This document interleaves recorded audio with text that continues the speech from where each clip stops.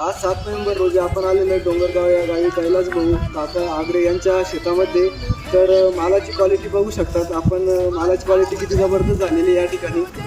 माल जवळपास 20 गुंठे माल आहे शेतकरी मित्रांनो. जवळपास उत्पन्न यांचं 80 ते 90 प्लस निघाला पाहिजे इतका खतरनाक क्वालिटीचा माल बनलेला आहे.